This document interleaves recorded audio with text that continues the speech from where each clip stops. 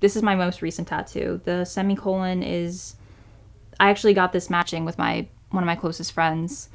It's the traditional symbol for like suicide prevention and awareness, because we've both been through those kinds of dark moments. So this is just kind of a promise for our friendship, but also like to ourselves, like, we know that we're with God, but we're not alone. We have each other.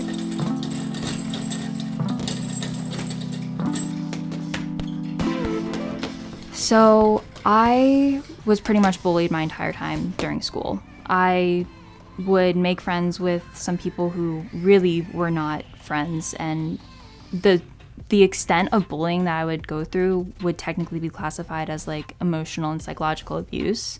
I was always anxious over something, over what I said, what I wore, and I would be very anxious all the time.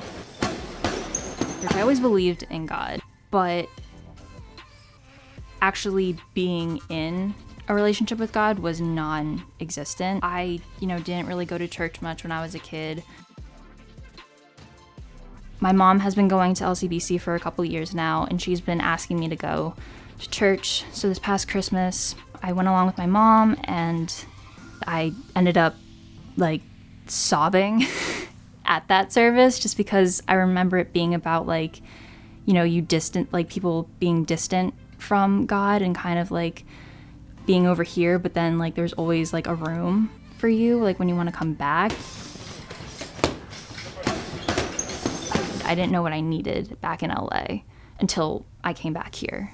I need to get away from the noise. I need to be able to be alone with my own thoughts and with God. Then around mid-May, I would say, a lot of things were happening. It wasn't the quarantine that was getting to me, but there was other things going on, and I felt like it was a constant need to want to be in control and fix everything. Or, I felt like I was constantly at fault with things. I just wasn't at peace. That's when I heard like a loud voice saying, "Stop this right now. Like, pray, rest, and just trust that God has a plan." Like, that's kind of when I kind of just like broke down and just told God, like, okay, I don't know how to do this, but I need help. But now looking back in hindsight, I kind of see the bigger picture of like, okay, God was there every single step, not just in these little moments, in every single step when I didn't even know it.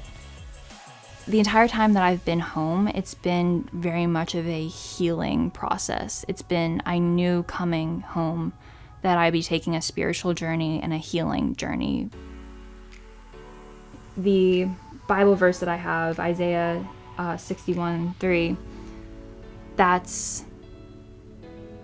it's a saying, God creates beauty from ashes.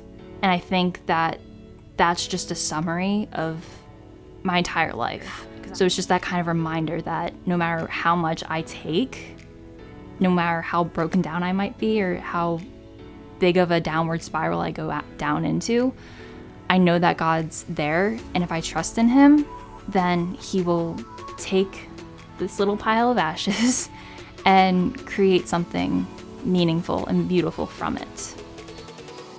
So when I go back to Los Angeles, I plan on attending online.